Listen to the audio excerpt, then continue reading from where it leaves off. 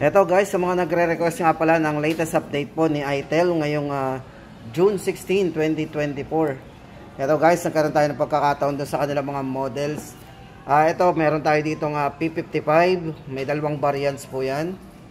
A70 at yung kanilang RS4 na merong naka-NFC na po to guys Yan. Bali guys, ito lang yung ating may update sa inyo. At least makatulong tayo doon sa mga nagre-request po ng itel dyan. Eto guys, unahin na natin yung kanilang budget phone. Eto sa mga naghahanap ng eto yung swak lang sa bulsa guys. Eto bali guys, ito may dalawang variants. Para po doon sa kanyang maximum 12 GB RAM. Ayan. Meron siyang 4 GB RAM na original. Tapos meron siyang extended RAM na 8. Kaya po ito ay naging 12 GB RAM. 128 po internal storage. Guys, ito merong 6.6 na big screen dynamic bar.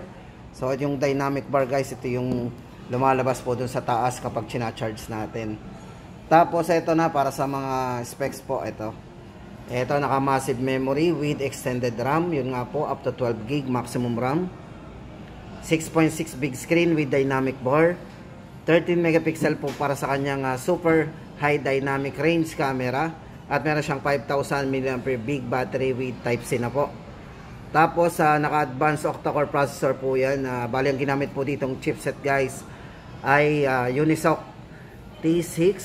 Ito, check natin sa mga nagtatanong nga pala.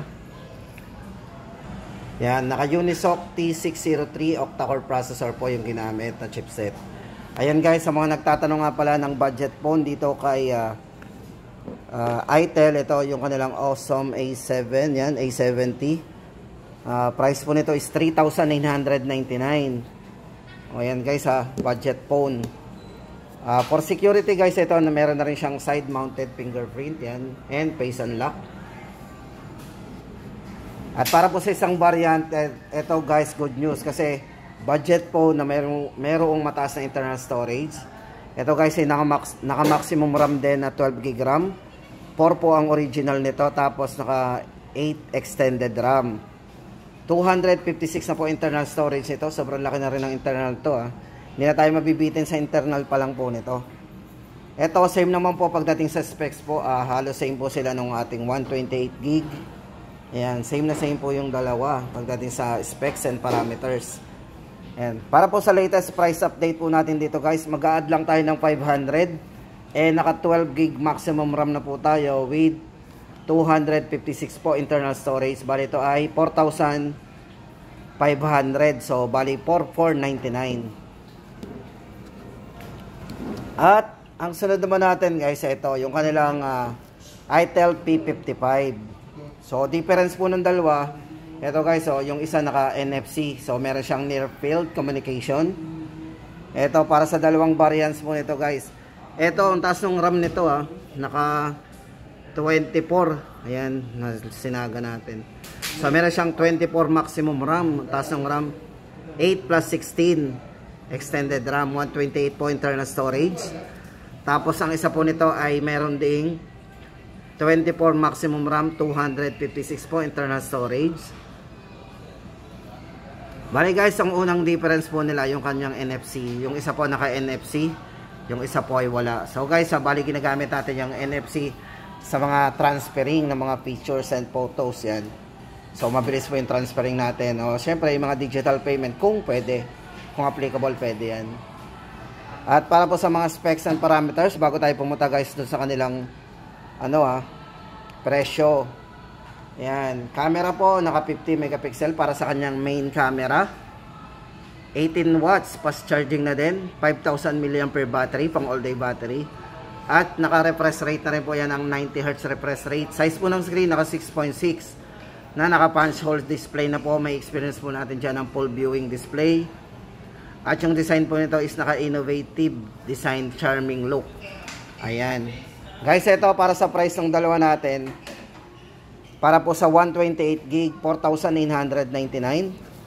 Ayan, 5,000 almost. Tapos yung isa po ay nag-add lang din tayo ng 500, 5,499.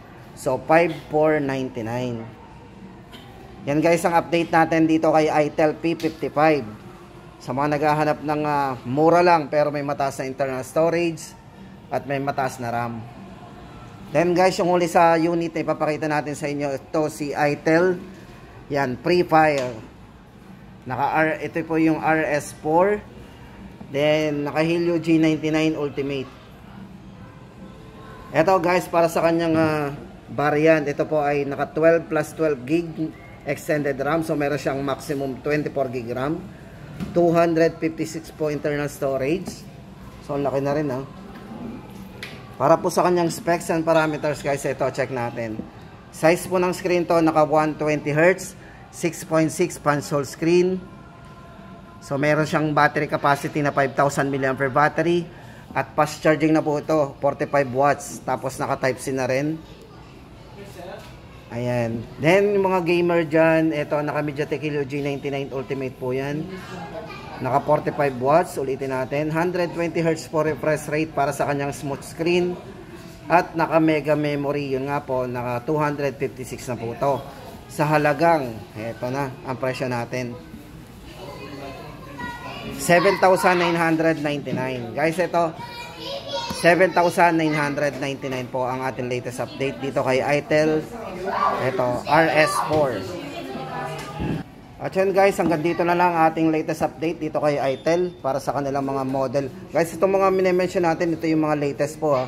So yung mga wala po dito, ibig sabihin po ay siguro po hindi po available. At ito po guys, yung mga presyo na binigay natin, ay matatagpuan po natin ito dito kay Pressnet Concept Store, SM City Lipa. Para hindi po tayo maligaw, ito po yung mga presyo nila dito sa mga model na to.